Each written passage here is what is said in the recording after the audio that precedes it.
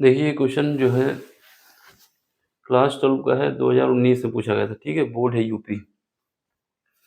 इसमें हमसे पूछा जा रहा है कि ये जो वोल्ट मीटर लगा हुआ है, इसका वोल्टेज कितना होगा, ठीक? तो सबसे पहले ये समझो, ये जो डायग्राम बना था, भेजा गया था, इसमें बैटरी का कौन-सा नेगेटिव है, कौन-सा पॉजिटिव, ये नहीं समझाया गया है। तो यहाँ पर ये वाला जो है part left side, right side का, ये नेगेटिव टर्मिनल है। नेगेटिव कैसे पहचानते हैं?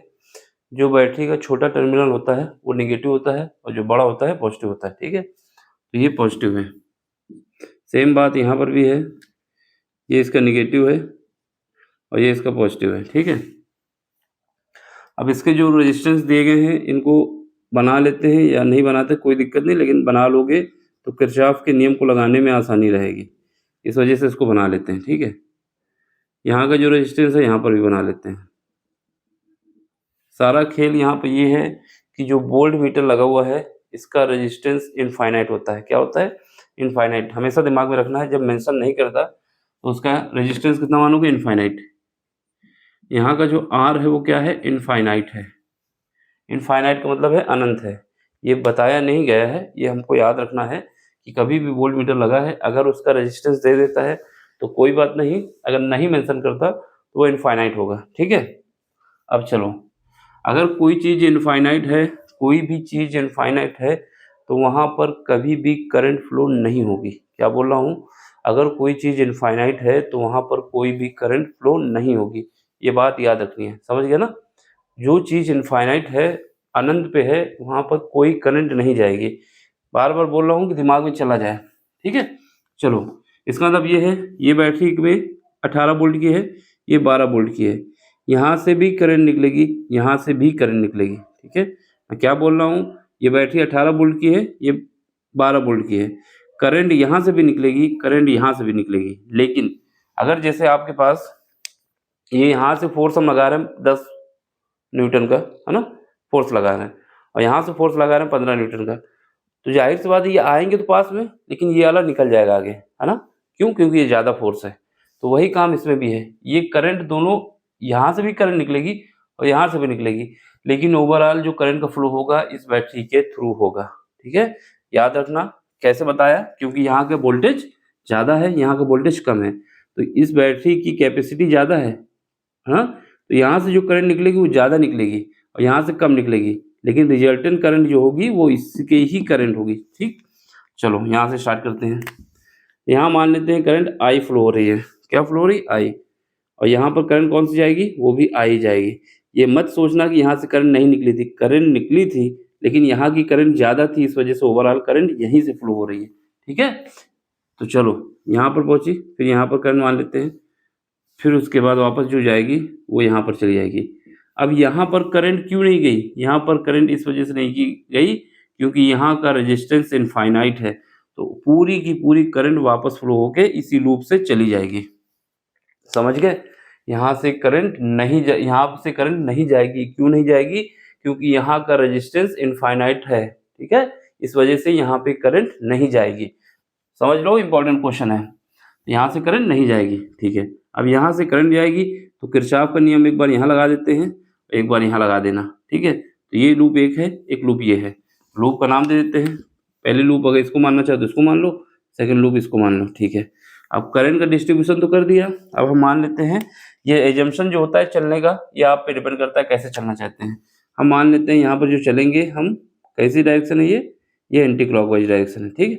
ऐसे चलेंगे और यहाँ पर जो चलना है बाद में देखेंगे, पहले लूप सेकंड में सॉल्यूशन देखो। किरचॉफ के वोल्टेज नियम से केवीएल का मतलब है किरचॉफ वोल्टेज नियम, लूप सेकंड, ठीक है? लूप सेकंड में लगा रहे हैं।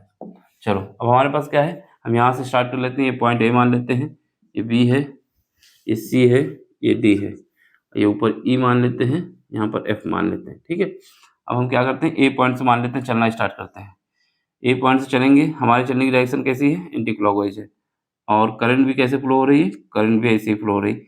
हम ऐसे ही चल के जा रहे हैं, हमारी डायरेक्शन कैसे? एंटी क्लॉकवाइज है।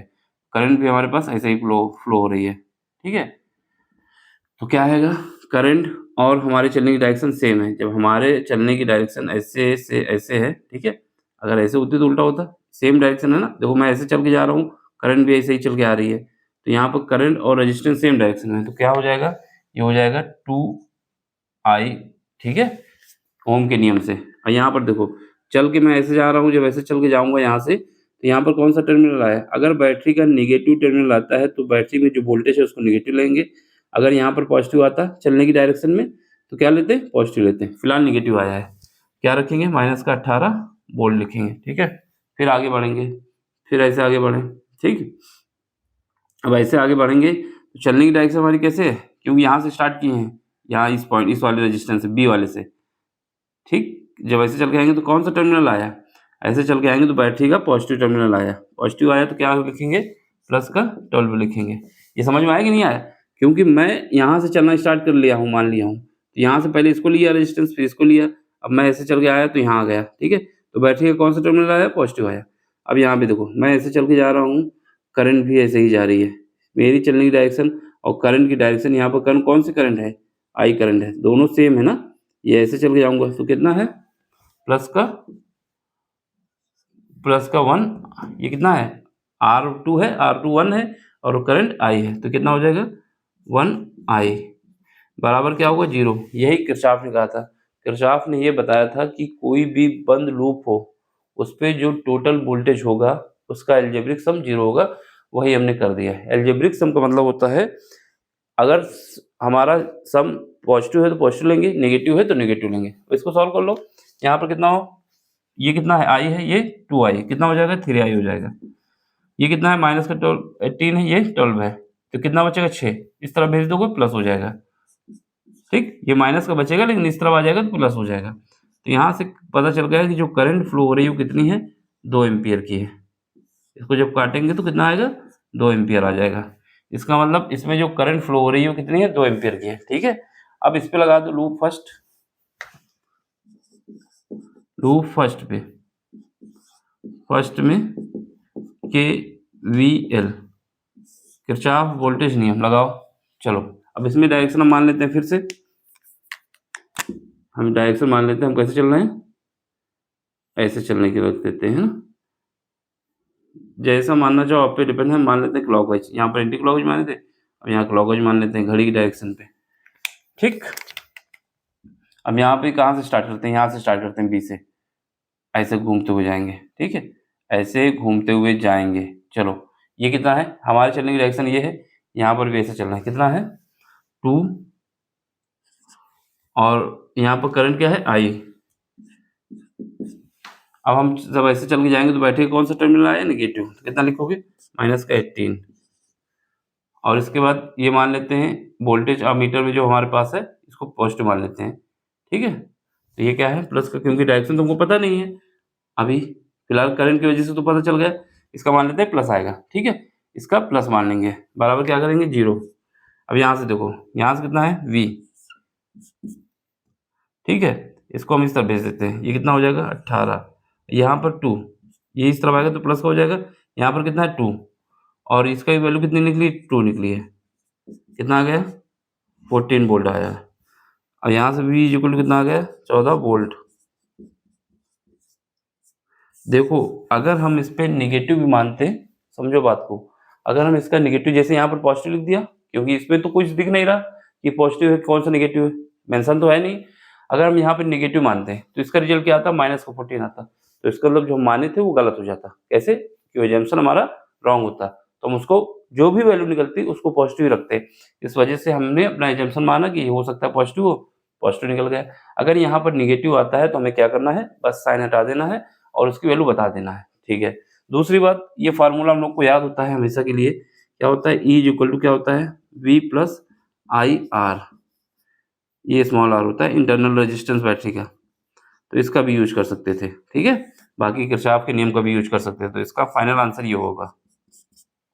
क्या बोला हूँ, अगर हमारे पास, जैसे हमने यहाँ पर मान दिया कि माना कि ये बैटरी की जो पॉजिटिव टर्मिनल है V है, ठीक है, हमारे चलने की डायरेक्शन में प्लस आ रहा है, अगर क्या आता निगेटिव रखते ना तब भी रिजल्ट क्या आता, निगेटिव आता। निगेटिव आने का मतलब ये होता कि ये जो हमने माना है वो गलत माना है, उसका साइन चेंज करना पड़ता, ठीक है। तो बाकी आंसर हमारा कितना आएगा, 14 वोल्ट आएगा। देख लो, समझ लो, कहीं पर भी डाउट हो तो पूछ लेना, बाकी मिलते हैं अगले लेक्चर में अगले कॉन्सेप्ट के साथ। समझ में आया हो तो लाइक शेयर सब्सक्राइब जरूर कर देना। ठीक, स्क्रीनशॉट ले लो, काम आएगा, रिवीजन में भी काम आता है। अब ले लो स्क्रीनशॉट। चलो bye, take care, thank you for watching. 1 number का क्वेश्चन है लेकिन अच्छा कॉन्सेप्ट है, इस वजह से थोड़ा सा देख लेना। बाय।